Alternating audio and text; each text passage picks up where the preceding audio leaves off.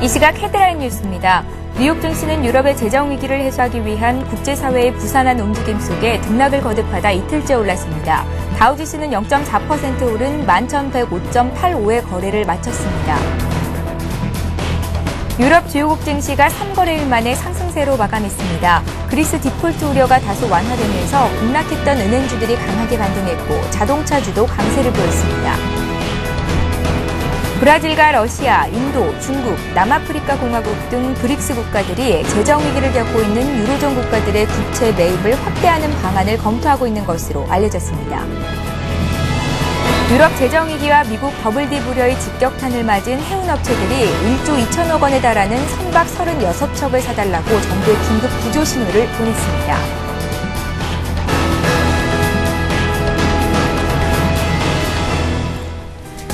시청자 여러분 안녕하십니까. 굿모닝 대박 예감 3부 최현정입니다. 밤사이 마감했던 해외 증시와 전일 우리장 분석하고 오늘장 꼼꼼한 실전 투자 전략 짜드리는 시간입니다. 오늘의 대박 전략은 홍희진 팀장, 정태근 전문가와 함께합니다. 안녕하세요. 안녕하십니까. 예. 자, 긴 추석 연휴를 마치고 이제 우리 시장이 1시간쯤 뒤면 개장을 할 예정입니다. 지난주 금요일장 어떻게 움직였는지 정리부터 해보죠. 외국인 그리고 기관, 투자 주체별 매매 동향까지 함께 짚겠습니다. 네. 일단 지난 한 주간 보신다면 외국인의 순매수로 보시면 일단 LG화학이 상당히 좀 매수를 좀 많이 한 것 같습니다. 한 280억 정도 순매수를 보여주었고요. 지금 롯데쇼핑이나 뭐 삼성생명, 그다음 KB금융, 그러니까 외국인은 전반적으로 본다면 실적 우량주 일단 매수를 했다라고 보시면 될 것 같고 금융주에 대해서 좀 관심 있게 봤다라고 이해하시면 될 것 같습니다. 기관 같은 경우는 삼성전자, 그다음에 지금 포스코, NHN, 현대위아 같은 종목에 다 순매수를 좀 집중시켰다. 그러니까 단기적인 상승 모멘텀이 있는 그런 종목 쪽으로 일단은 순매수를 좀 지속을 했다라는 부분 좀 말씀을 드릴 수가 있을 것 같습니다. 자, 외국인 같은 순매도를 보신다라면은 현대중공업, NHN, 그다음에 현대건설 같은 경우 상당폭의 순매도로 보였고요. 기관 같은 경우에도 뭐 삼성 SDI라든지 OCI, 그다음에 지금 하나케미칼 같은 화학주 쪽으로 일단 좀 매도폭을 좀 강화시킨 걸 보실 수가 있는데 일단 기관이 많이 매도한 업종들이나 종목들이 상당폭 하락폭이 상당히 좀 커졌다라는 걸 감안했을 때 이번 주도 상당히 좀 기관의 영향력이 상당히 좀 중요하지 않을까 말씀드려보도록 하겠습니다. 그러니까 지난주 금요일 같은 경우는 1.83포인트, 지금 1812.93포인트에 지금 장 마감을 했고요. 자, 외국인의 수급을 보신다라면은 1135억 정도 순매도를 보여주었고 기관 같은 경우는 순매수. 일단 지금 개인 같은 경우도 한 1,500억 정도 순매수를 보여주었었는데 수급에서 가장 중요한 부분이 뭐냐면 이제 프로그램 쪽이겠죠. 프로그램 쪽에서 한 2,800억 정도 순매도가 나오면서 장 막판에 그것도 좀 2시 이후까지는 상당히 흐름이 좋다가는 장 막판에 상당히 큰 폭으로 밀리면서 일단 금요일장 뭐 유럽 시장이라든지 미국장 빠진 거를 감안한다라면은 그러한 부분을 좀 선반영시킨 측면이 있다라고 좀 말씀을 드릴 수가 있을 것 같습니다. 예, 코스피 시장 정리했고요. 이번에 코스닥 쪽 보겠습니다. 코스닥 지수가 470선에 턱걸이를 했는데 일단 시총 상위주들이 일제히 부진한 흐름을 보였었거든요. 함께 좀 봐주십시오. 네, 지난주 코스닥 시장 같은 경우는 이제 코스피 시장보다 상당히 좀 강세를 띄었습니다. 지금 지수상으로 본다면 0.92% 하락을 했죠. 470.94포인트 좀 마감을 했었는데요. 수급 주체로서는 이제 외국인이 한 16억 정도 매도, 기관 같은 경우는 32억 정도 순매수를 보여주었고 개인 같은 경우도 14억 순매수를 보여주었습니다. 기관의 매수입은 좀 긍정적인 요인이다라고 지금 보실 수가 있을 것 같고요. 하락폭이 한 0.9% 정도 지금 나왔었는데 시총 상위주들이 일찍 좀 큰 폭의 하락을 보였죠. 셀트리온이라든지 다음 또한 이제 CJ ENM 그런 종목들이 큰 폭의 하락을 보이면서 일단은 지수 하락을 좀 부추겼다라고 이해하시면 될 것 같은데 중소형주나 테마주들은 살아 있었기 때문에 코스닥 자체적인 심리 자체는 그렇게 좀 좋지 않은 부분은 아니었거든요. 그렇기 때문에 이번 주 같은 경우는 코스닥 시장에 대해서는 너무 좀 부정적으로 생각하실 필요는 없을 것 같다라는 부분이 제 의견이고요. 일단은 지금 외국인 수급 동향을 보신다라면은 SK컴즈나 메가스터디, SFA, 특히 이제 SFA 같은 경우, 그러니까 AMOLED 같은 장비주들에 대해서는 지속적으로 좀 매수를 보이고 있는 부분이 상당히 좀 긍정적인 요인이다라고 좀 말씀드릴 수가 있을 것 같고요. 그러니까 기관 같은 경우는 아무래도 코스닥 시장 쪽에서 홈쇼핑이라든지 또한 지금 방송 컨텐츠라든지 이제 인터넷 포털 관련주, 다음이라든지 SK컴즈, 그다음 CJ ENM 이런 쪽에 순매수를 지속하고 있는 부분은 상당히 좀 긍정적인 요인이다라고 말씀드릴 수가 있을 것 같습니다. 예, 국내장 정리를 해봤습니다. 자, 이제 오늘 국내 증시에 영향을 미칠 만한 글로벌 증시 마감 소식 함께 짚어드리겠습니다. 유럽의 재정위기 불안감이 지속되기 있습니다. 국제적인 공조 노력이 가시화되면서 오늘 뉴욕 증시가 이틀째 상승을 이어갔고 또 유럽 증시도 반등을 하기는 했지만 그간 낙폭이 컸던 데 따른 반발 매수가 강하게 들어오지는 못했었습니다. 독일은 그리스 디폴트에 대비해서 은행 지원안을 마련을 하고 있고요. 또 그리스는 디폴트가 될 것이다라는 그런 의견도 좀 시장에는 팽배해져 있는 것 같습니다. 무디스는 다음 주 프랑스 은행들의 국가 신용 등급 자체를 또 강등시킬 수 있겠다라고 경고를 하고 있는 상황에서 오늘 우리가 주목해 볼 만한 이슈들은 어떤 것들이 있을지 정태근 전문가와 함께 정리를 해보겠습니다. 네, 참 우리가 쉬는 동안 참 유럽 쪽과 미국 쪽 상당히 많은 일이 있었습니다. 그래서 오늘 프랑스의 프랑스 은행들에 대한 그 신용등급 하향 우려가 있었고요. 그리고 뭐 지금 또 말씀을 드리겠지만 그리스에 대한 디폴트 우려도 상당히 문제가 되고 있습니다.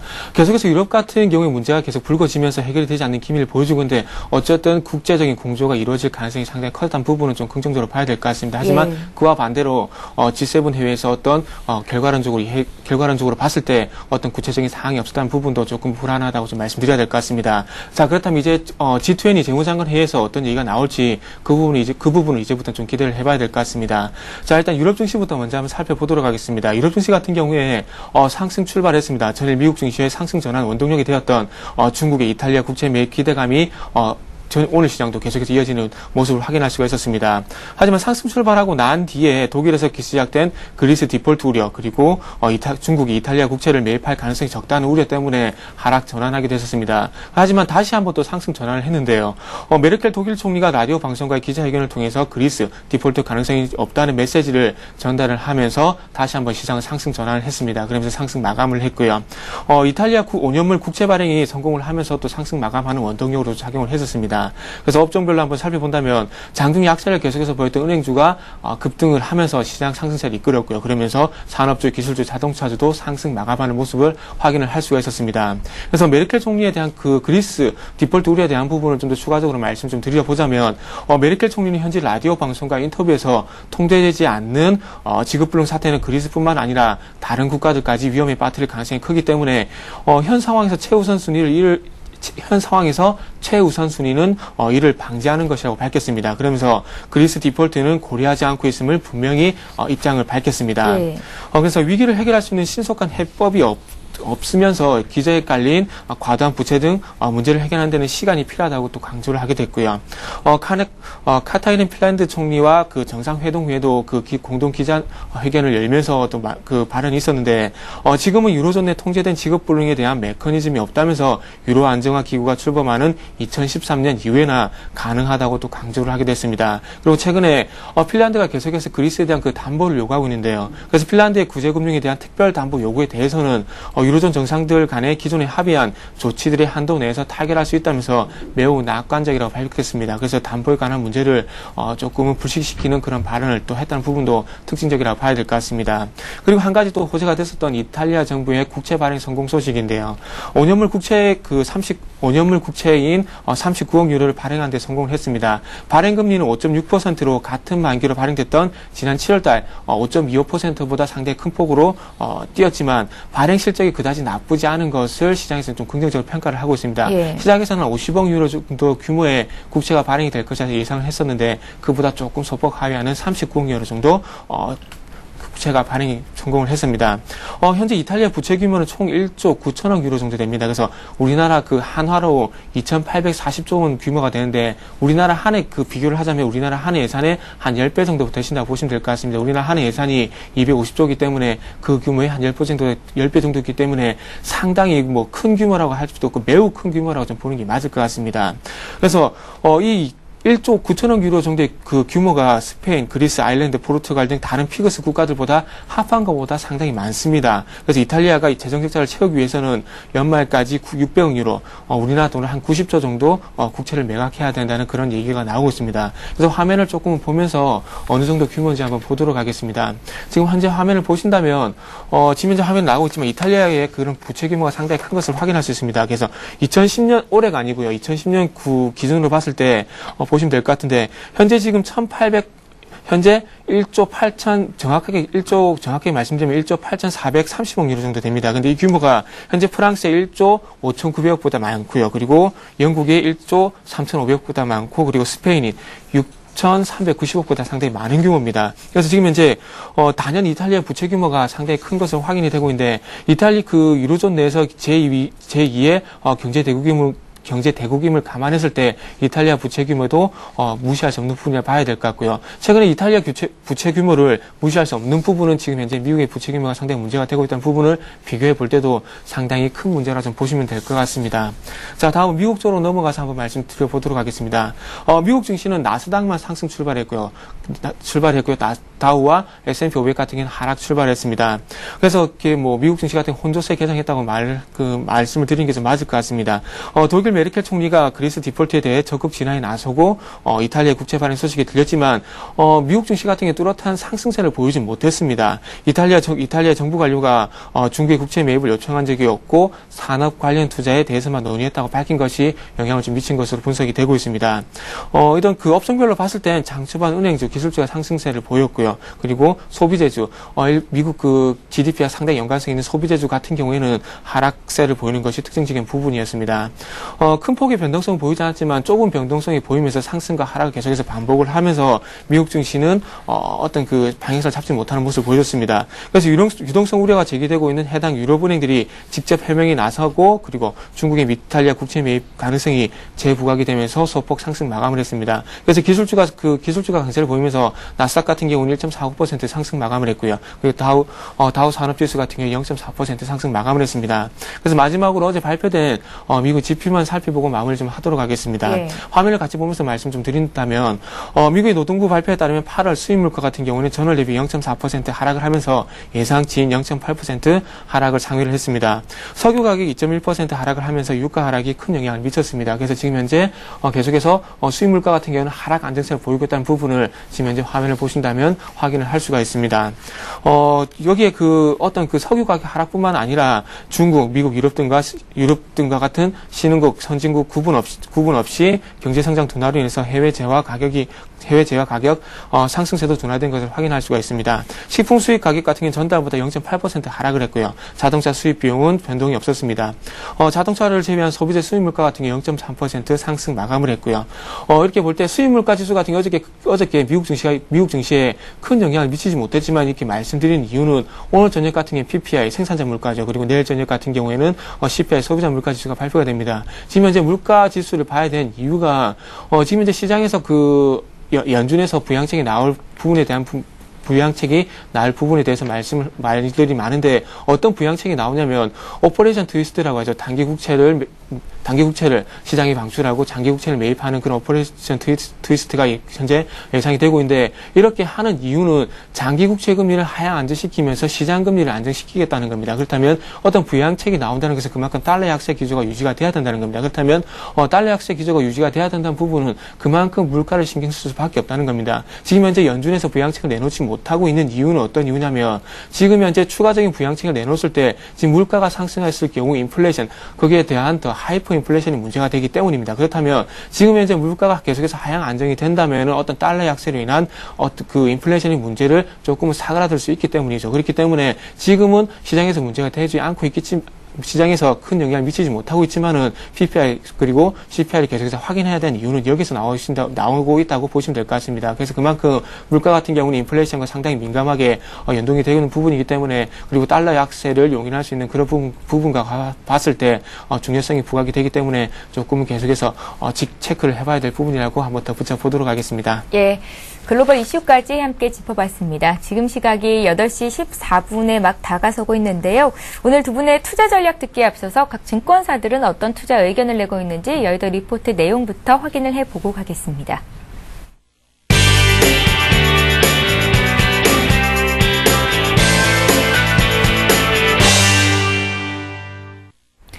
이 시각 각 증권사 리포트 내용 봅니다. 오늘은 우리투자증권의 의견부터 살펴보겠습니다. 우리투자증권은 오바마 경기 부양책과 9월 FOMC 회의 기대감이 글로벌 금융시장의 안정에 기여할 것으로 예상했습니다. 이에 따라 시장의 관심이 유럽 재정 위기와 관련된 중요 이벤트들에 집중될 것이라고 전망했는데요. 우선은 예단보다 사태 전개에 따른 대응에 주력하자는 자세를 유지하자고 조언했습니다. 그리고 국내 코스피의 하방 경직성이 강화되고 있다는 판단 아래 반도체와 철강, 내수주에 관심을 가져보자고 의견을 내놨습니다. 내놨습니다. 동양종금증권은 미국의 정치적 갈등과 유럽 재정 위기 확산, 은행의 위험이 여전하다며 글로벌 증시의 위험 수위가 아직도 높다고 판단했습니다. 이에 여전한 대외 위험을 피할 수 있는 전략에 관심을 가져보자고 조언했는데요. 업종별로는 이익 추정치 상향과 개선 업종에 관심을 가져보자고 의견을 내놨습니다. 신한금융투자는 미국은 현재 FOMC 기대감이 지속되고 있고 또 유럽은 금융기관의 신용등급 강등 및 그리스 디폴트 위기가 상존되고 있는 서로 다른 행보에 놓여 있다고 밝혔습니다. 이에 금주에는 유로 정책 합의 마련 이벤트에 집중해야 한다고 조언했는데요. 업종별로는 정유와 유틸리티, 섬유 의복에 관심을 가져보자고 의견을 내놨습니다.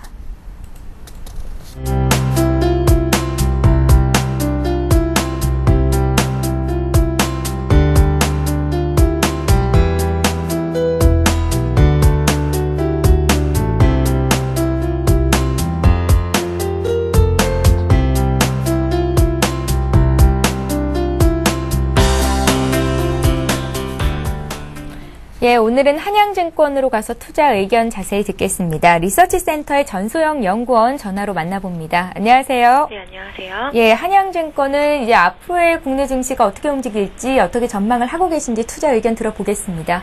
네, 지난 9일날 오바마 미국 대통령의 일자리 창출에 관한 의회 연설 이후에 긍정적인 방향성 형성을 기대했던 글로벌 증시가 그리스의 디폴트 우려감 증폭으로 크게 하락하면서 출렁거렸습니다. 최근에 관심을 받은 어떤 정책 변수가 매듭지어지고 긍정적인 흐름을 기대할 수 있는 지점에서의 거의 동시에 새로운 부정적 변수에 주목하면서 글로벌 증시가 흔들리는 경우를 보게 되는데요. 지난 미국의 민주공화당 양당의 부채 한도 협상 타결 직후에 미국의 WD 무료와 신용 등급의 한 단계 하향으로 부채 한도 협상 타결에 긍정적인 영향력이 빠르게 배제되었던 경우가 대표적이었습니다. 이번에도 오바마 대통령의 경기 부양 관련 의회 연설을 많은 시장 참여자들이 기다려오고 글로벌 증시의 변환점으로 기대해왔지만 그런 기다림과 상관없이 의회 연설 이후에 바로 그리스 디폴트 우려가 제기되면서 미국과 유럽 증시는 급락했습니다. 그러나 다행스럽게도 연휴 기간으로 인해서 국내 증시는 유로존 문제 충격에서 잠시 벗어나 있을 수 있었고 시장의 반응을 제한적이지만 여유 있게 바라볼 수 있는 기회를 갖게 되었습니다. 향후에 유로존의 변화할 수 있는 각본에 대해서는 언론을 통해서 많이 언급되어졌기 때문에 많은 시장 참여자들이 이미 인지하고 있을 것입니다. 그러나 그러한 전개 과정에 있어서 가장 중요한 영향력을 주는 요소는 그리스의 재정 건전화 노력 이행 여부와 그리스의 디폴트 시 이탈리아, 스페인, 프랑스로의 위기 확산 방지로 볼 수가 있겠습니다. 다시 말해 지금이라도 그리스 정부와 국민이 재정 긴축 일정을 성실히 수행하고 위기 극복의 의지를 보여준다면 그리스 국채 문제 해결은 무난히 해결 가능하고 그리스 위기가 이탈리아와 스페인 등으로 확산되지 않거나 확산되더라도 감당할 수 있을 정도의 준비가 되어 있다면 그리스 국가부채 문제는 유로존 내의 작은 영내 문제에 불과하게 됩니다. 이 두 가지 요소를 중심으로 ECB와 유로존 회원국들은 유로존 국가의 국제 문제 해결의 실마리를 다음과 같이 풀어갈 것으로 조심스럽게 전망합니다. 첫 번째로 이탈리아와 스페인에게는 완화된 지원 그리고 그리스에게는 강력한 압박이 동시에 진행될 가능성이 있습니다. 두 번째로 ECB가 이탈리아와 스페인으로서의 위기 확산 방지를 계속하더라도 아직도 국가의 국가부채 위기는 진행 중이기 때문에 어느 정도 위기 확산을 막을 수 있다고 생각할 수 있는 시점까지 그리스에 대한 지원은 계속 진행될 가능성이 큽니다. 세 번째로 향후 ECB와 유로존 회원국들의 정책 결정과 집행에서 강제성이라는 개념이 제한적으로 자리 잡을 것으로 보고 개별 국가들의 정책 독립성과 유로존 위기라는 현실론을 절충시킨 어느 시점에서 이러한 개념이 합의될 것으로 보입니다. 마지막으로 정황상 미국이 유로존 문제 해결을 위해서 유로존과 정책 공조를 하려는 생각이 사실상은 없는 것으로 보이기 때문에 미국 은행들의 유럽에서의 단기자금 유출로 인한 불안감과 단기자금 시장 경색이 심화 가능성을 배제할 수는 없습니다. 이런 요소들 속에서 국내 증시는 연휴 기간 동안 하락한 유럽과 미국 증시 불안감에 영향을 받을 수 있지만 하락하지 않은 폭만큼 바로 내릴 것이라고 보이진 않습니다. 왜냐하면 15일날 이탈리아 국채 만기와 16일날 예정된 EU 재무장관 회의 등 이런 것들의 결과를 지켜보면서 흐름을 형성할 것으로 보이는데요. 역시나 코스피 1750에서 1800 사이의 하방 경직성 형성이 중요한 구간이며 부각되었던 이슈와 이에 대한 반응으로 보았을 때 유로존 관련 불안 심리는 정점에 가까워진 것으로 보고 있습니다. 연휴 이후 몇 가지 변화가 있었지만 불안감에 빠진 한 주를 맞이할 필요는 없다라는 판단입니다. 예, 한양증권 리서치센터의 전소영 연구원과 함께했습니다. 고맙습니다. 네, 감사합니다.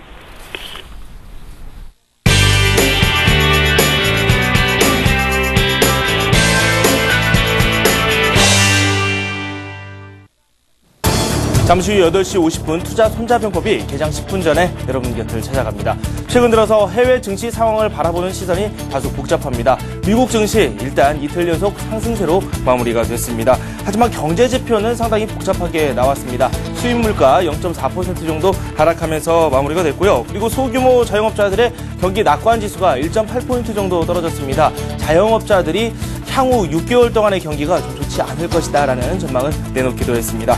유럽 주요국 증시는 재정 위기에 대한 우려가 다소 수그러드는 모습입니다.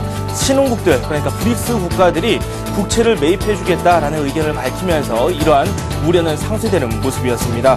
외환 보유국 1위인 중국을 비롯해서 브라질, 러시아가 국채 매입에 적극적으로 나서겠다. 그것도 해외 유럽 지역에 있는 국채를 집중적으로 매수하겠다라고 밝혀서 시장에 큰 도움이 됐습니다.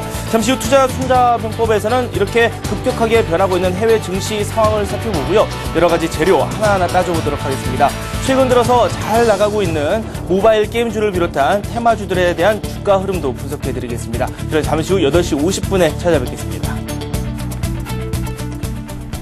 예, 계속해서 오늘의 대박 전략 이어가겠습니다. 지금 시각이 8시 21분을 넘어가고 있고요. 개장을 한 40분 정도 앞두고 있는데요. 오늘은 어떤 투자 의견 주실지 두 분의 의견 듣겠습니다. 자, 먼저 홍희진 팀장님. 네. 우리가 추석 연휴 기간 동안에 뭐 구체적으로 어떤 해결책이 유럽 쪽에서도 미국 쪽에서도 나올 것이다라고 기대는 하지 않았지만 네.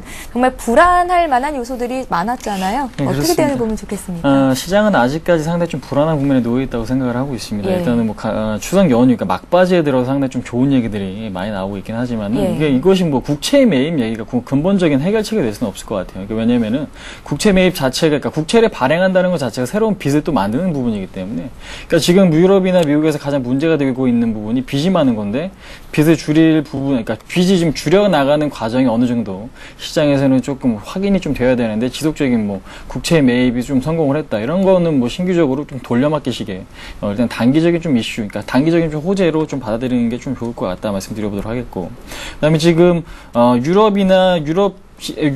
유럽 위기에 대한 심리가 가장 불안하죠. 지금 그리스 같은 경우도 CDS 프리미엄이 지금 급등하고 있고, 이탈리아도 마찬가지고요. 하지만 전일 같은 경우에는 아무래도 좀 다소 좀 누그러지는 현상이 좀 발생했을 수도 있을 것 같은데, 장기적으로 봤을 때는 좀 해결되기에는 좀 상당히 좀 오랜 시간이 좀 걸릴 수 있는 그런 좀 악재들이기 때문에, 일단 추세적인 매매보다는 좀 단기적인 매매 좀 상당히 좀 바람직할 것 같다 말씀드려보도록 하겠고, 지금 시장에서는 안전자산 선호 현상이 좀 뚜렷하게 좀 발생이 되고 있는 것 같습니다. 그러니까 지금 제 그림 한번 보시면서 좀 말씀을 드릴 수 있을 것 같은데요. 예. 지금 달러화 지수, 그러니까 달러 인덱스가 좀 급반등을 하고 있는 부분이거든요. 그러니까 지금 안전자산이라고 하면은 뭐 금이라든지 뭐 달러, 그다음에 지금 미국 국채, 그다음에 지금 독일 국채 같은 경우에 일단 안전자산으로 좀 분류가 되면서 일단 위험자산인 주식에서 좀 자금이 빠진다라면 그런 안전자산 쪽으로 자금이 좀 몰리는 경향이 상당히 좀 많습니다. 근데 지금 달러가 단기적으로 급반등을 하는 측면이 있고요. 그에 따라서 박스권을 돌파해버렸습니다. 그러니까 지금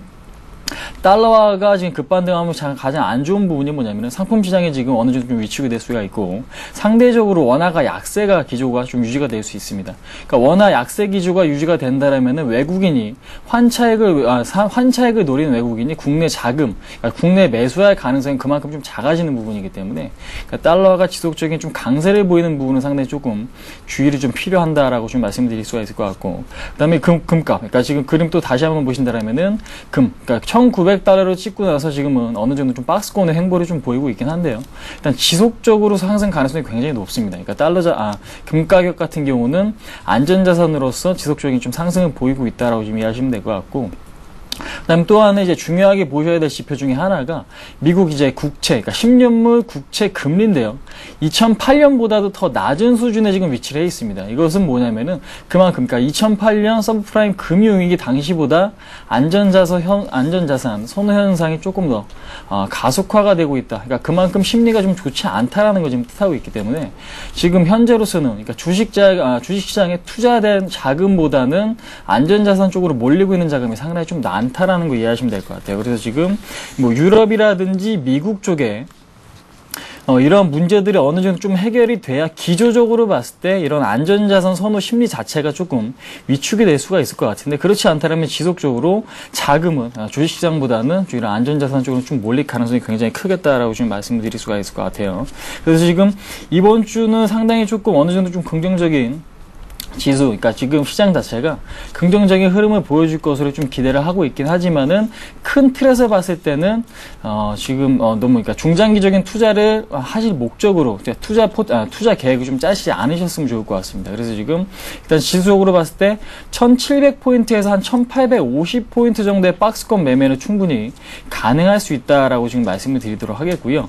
그러니까 그 이유는 뭐냐? 외국인의 매수, 그러니까 외국인의 귀환을 노리는 매매 포지션은 아니고 기관의 좀 단기적인 수급 유인 때문에 단기적인 매매는 충분히 할 수 있겠다라고 좀 말씀을 드릴 수가 있을 것 같습니다. 그래서 지금 기관 같은 경우는 자금 여력이 상당히 어느 정도 조금 여력이 있는데, 그러한 부분이 1,700포인트 정도에서는 기관의 매수 유입, 또한 지금 1,900에 가까워질수록 기관의 좀 매도가 초래되는 것을 좀 보일 수가 있는데, 그런 부분을 좀 노려보고 지금 투자에 좀 임해보자라고 좀 말씀을 드릴 수가 있을 것 같고, 오늘 좀 관심 있게 볼 종목으로서는 호텔신라라든지 현대위아, 그 다음에 지금 대한항공 같은 경우도 그렇고, 보험업종은 지속적으로 어느 정도 좀 관심을 좀 갖고 보셔야 될 부분이 아닌가 하고, 관심을 갖고 보셔야 될 부분인가 아닌가 하고 말씀드려보도록 하겠습니다. 예, 홍희진 전문가 투자 의견 짚어봤는데요. 안전자산 선호 심리가 가중이 되고 있다라는 말씀 오늘 구체적으로 정리를 좀 해주셨습니다. 정태근 전문가는 오늘 투자 전략 어떻게 제시를 하실지 말씀 듣겠습니다. 네, 오늘도 시장이 조금 약하지 않겠나 그 생각을 하고 있습니다. 약세 출발을 예상하시는 건가요? 일단은 그 금요일날 시장이 그 급락을 아직까지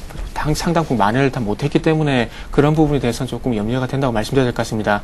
금요 시장 같은 경우 잘 아시다시피 미국 증시 300포인트 넘게 하락을 했습니다. 그렇지만 그런 부분에 대한 만회가 절반 이상 나오지도 않은 상황이고요. 그렇지만 절반이 나오지 않은 상황에 놓여 있고요. 그러면서 반등 시도가 나왔지만 그런 힘이 너무나 미미하기 때문에 조금 아직까지는 외국인의 수급, 외국인의 심리는 약할 수밖에 없기 때문에 조금 소폭의 약세를 좀 예상을 하고 있습니다. 네. 자, 그렇게 봤을 때 저희 지난번에 밴드를 1810포인트에서 1880포인트 정도 한번 설정을 해드렸습니다. 하지만 그런 부분이 추가적인 하락이 예상이 되기 때문에 조금만 낮춰서 1780포인트 그리고 위쪽으로 1830포인트 정도 한번 설정해 보도록 하겠습니다. 시장이 조금 하락을 할 때 하락을 하더라도 조금은 그 아래 꼴을 달 가능성을 좀 염두에 한번 두시고요. 그러면서 어떤 1800포인트에 대한 지지력을 오늘 시장에서 한번 확인해 보시는 것도 시장을 대응하는 데 좀 도움이 되지 않겠나 이렇게 생각을 하고 있습니다.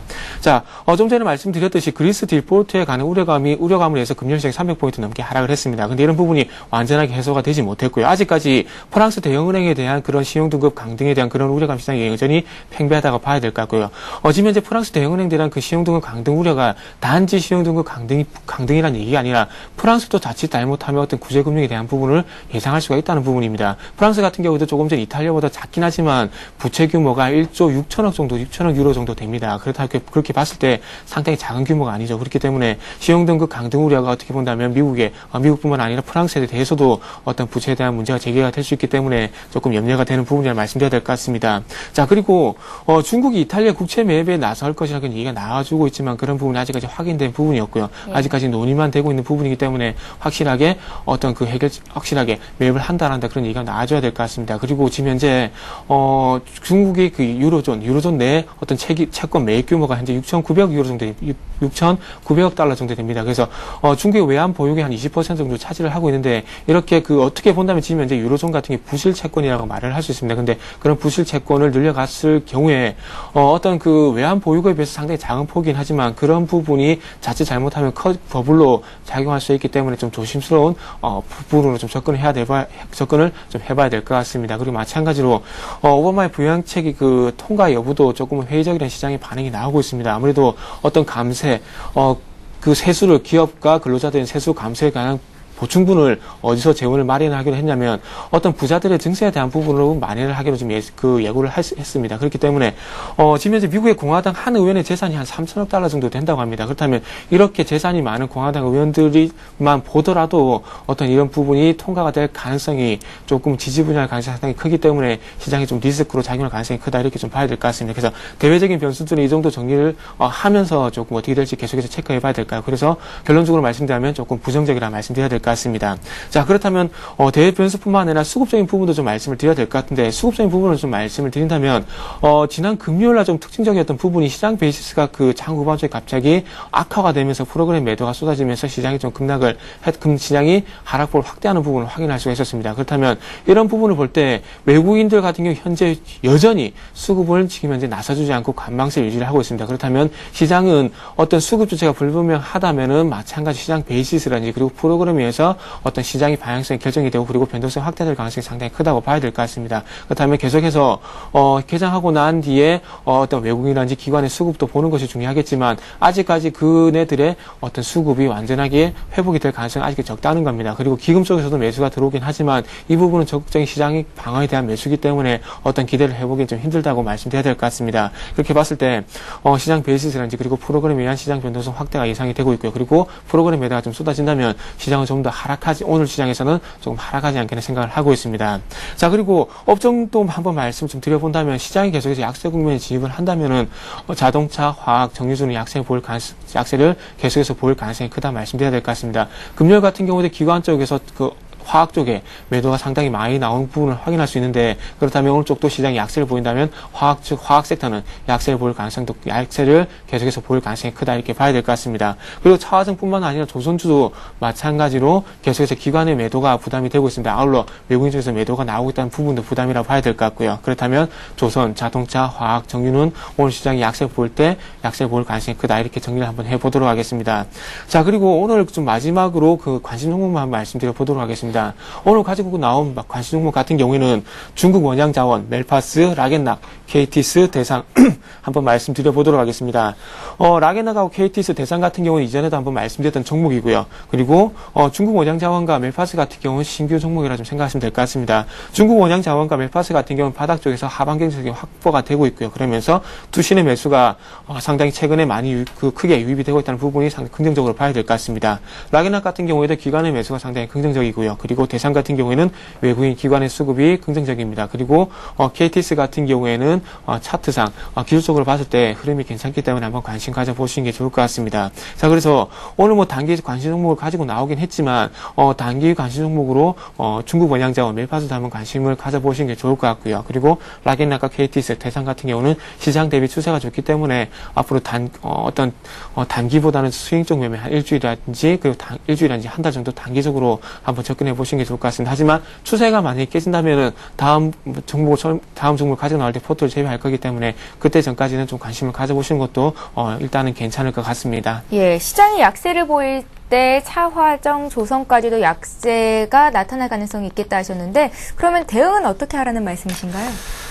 네, 일단은 이전에 조금 신규 접근자와 조금 중장기 접근자가 좀 달리 봐야 될 것 같은데, 일단 이전부터 한번 계속해서 차화정에 대해서 안 좋은 부분에서 말씀드렸습니다. 그렇기 때문에, 지금 현재 단기적으로 봤을 때는 하락세가 나올 것이라는 부분은 어쩔 수 없는 부분이라 말씀드려야 될 것 같습니다. 하지만 최근에 봤을 때 정유주라든지 화학업종 같은 경우에 조금 하락은 하고 있지만 하방경직성이 지수와 마찬가지로 하방경직성이 확보가 되고 있습니다. 자, 그리고 제가 지난번에 업종별로 한번 대응에 대해서 말씀드렸던 부분이 있습니다. 지금 현재 시장이 전체적으로 안 좋기 때문에 뭐 빠지는 업종 그리고 오른 업종 이 부분은 구분할 수가 없습니다. 하지만 이 부분을 계속해서 가져갈 수밖에 없는 이유는 시장이 반등을 줬을 때 동반적으로 같이 기술적 반등뿐만 아니라 그리고 전체적으로 시장이 반등할 가능성이 상당히 큽니다. 그렇게 놓고 봤을 때 기술적 반등 국면이 벗어나면서 시장이 차츰 상승 국면으로 전환했을 때 그때 가서는 시장 대비 약세 종목이 나오게 되고요. 그때 가서는 또 시장 대비 강한 업종이 나올 수밖에 없다는 겁니다. 그렇게 봤을 때 자신의 포트폴리오 내에서 시장 대비 강한 흐름을 보여준다면 계속해서 가져가는 것이 맞고요. 그리고 그때 가서도 기술적 반등에서 시장 강세 국면에 넘어갔을 때 내 업종들이 시장과 같은 그런 흐름을 보여주지 못한다면은 어떤 시장에서 소외되는 업종이라고 봐야 될 것 같습니다. 그때 가서 그 포트에서 제외시키는 그런 전략을 좀 말씀드려보고 싶습니다. 그래서 지금은 판다 안 판다 그런 부분은 의미가 없고요. 어차피 시장이 전체적으로 약하기 때문에 판다 안 판다 이런 부분은 의미가 없기 때문에 나중에 기술적 반등 국면이 지나가고 그리고 시장 강세 국면에 접어들었을 때 약한 업종들은 매도를 하고 시장 대비 강한 업종들을 가져가는 전략을 한번 말씀드려 보도록 하겠습니다. 예.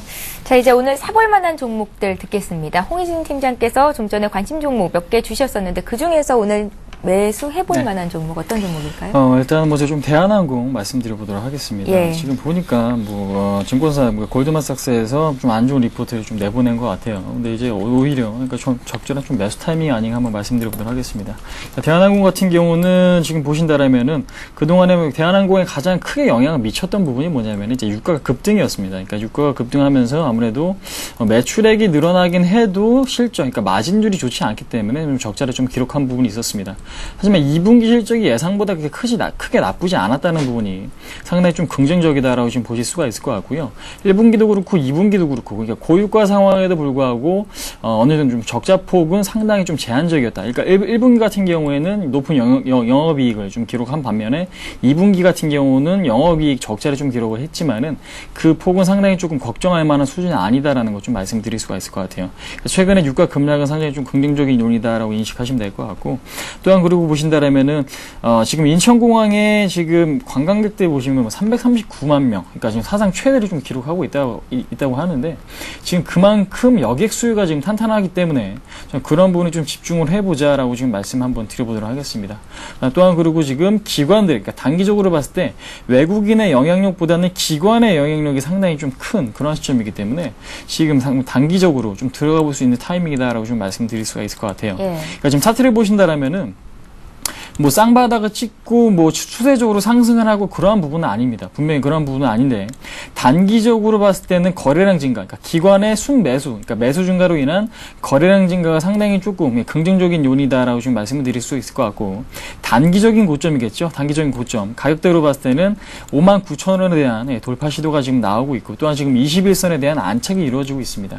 그러니까 57,000원에서 57,500원 구간에 충분히 매수해 볼 수 있다라고 지금 말씀드리겠고요. 예. 목표가는 좀 짧게 잡았습니다. 6만원까지는 단기 목표가를 좀 설정해보자라고 말씀드리겠고 손절가 같은 경우에는 좀 지금 좀 타이트하게 좀 잡았는데 55,000원 아무래도 좀 시장 상황을 좀 고려해봐서 수급이 안 좋아지면 좀 급격하게 안 좋아질 수가 있는 부분을 좀 감안하셔갖고 55,000원의 손절가를 좀 제시해드리겠다 말씀드리도록 하겠습니다. 예, 자 이번에 정태근 전문가 오늘 공략해볼 만한 종목 듣겠습니다. 네, 단기 종목이기 때문에 좀 간단하게 좀 하도록 하겠습니다. 예. 오늘 가지고 나온 종목은 애강 리메텍이라는 종목을 가지고 나왔습니다.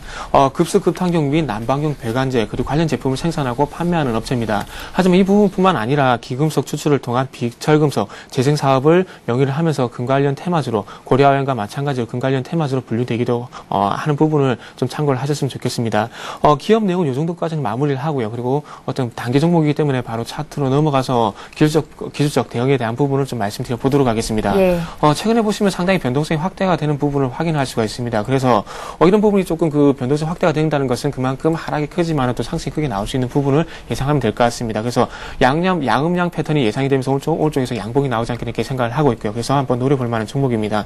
매수가는 2,385원에서 2,425원으로 한번 설정해 보고 싶고요. 그리고 손절가 같은 경우에는 좀 짧게 잡겠습니다. 61선이 있는 2,370원에 한번 설정해 보고 싶습니다. 그리고 목표가 같은 경우에는 1차적으로 한 2,500원 정도 한번 설정해 보도록 하겠습니다. 예, 자 이렇게 해서 오늘의 대박 전략 홍희진 팀장, 정태근 김호준 전문가와 함께했습니다. 자, 굿모닝 대박 예감 3부 여기서 마칩니다. 코스피 예상지수를 보니까요. 한 0.3% 정도 지난주 금요일보다 빠지면서 장을 출발할 것 같은데요. 지금 분위기상으로는 급락 출발을 할 것 같지는 않고 보합권 내에서 오늘 장 등락을 거듭할 것 같습니다. 끝까지 시장 상황 잘 보시고요. 저희는 내일 오전 5시 59분에 다시 찾아뵙겠습니다. 고맙습니다.